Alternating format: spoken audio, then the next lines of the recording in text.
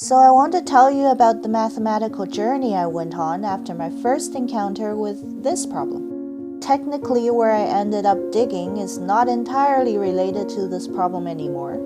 But for context's sake, this problem is about something that makes so much intuitive sense that it becomes hard to think about how to prove. If we pick 2 points inside a regular tetrahedron, they would always make an angle less than 60 degrees if we connect them both to the same vertex of the tetrahedron. In the process of trying to hammer out a proof there, I came across the thought of how much space is there at a vertex of a tetrahedron. There's gotta be a way, a mathematical concept that measures that, a 3-dimensional version of the angles that we have in 2 dimensions. In 2 dimensions, an angle is larger the more space it has between the 2 lines that make it up. We measure the size of an angle by imagining it as a fraction of a full circle, which can be made by taking a piece of its circumference and tracing the endpoints back to the center.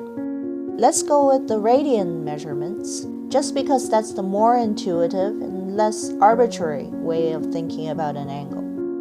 An angle's measurement in radians is the ratio of the arc length to the radius. A full circle has an arc length or circumference of 2 pi times its radius. So an angle at the center of a full circle is 2 pi radians. Now let's try to construct something similar in 3 dimensions. We'd need to start with a full sphere and its center. A 3-dimensional angle is made by a portion of the space at the center, which we can make by taking a piece of the surface of the sphere and tracing its perimeter back to the center. Now all we need is a way to quantify the 3-dimensional angle. For a sphere with radius 1, its surface area is 4 pi.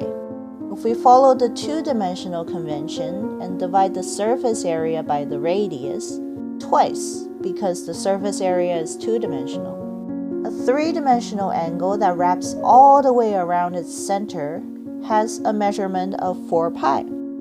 From there, we can familiarize ourselves with some common 3-dimensional angles.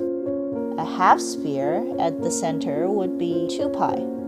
If we cut that in half and get a watermelon slice-shaped quarter sphere, pi.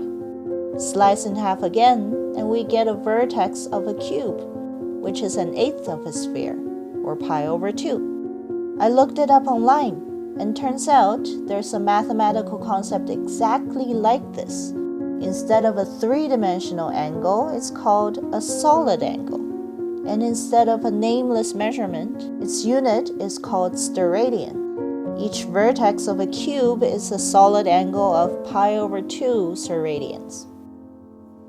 Phew, math makes sense again. But we still haven't answered our question earlier of how much space is at a vertex of a tetrahedron or an octahedron. Let me know what you think in the comments below. And until next time, stay curious.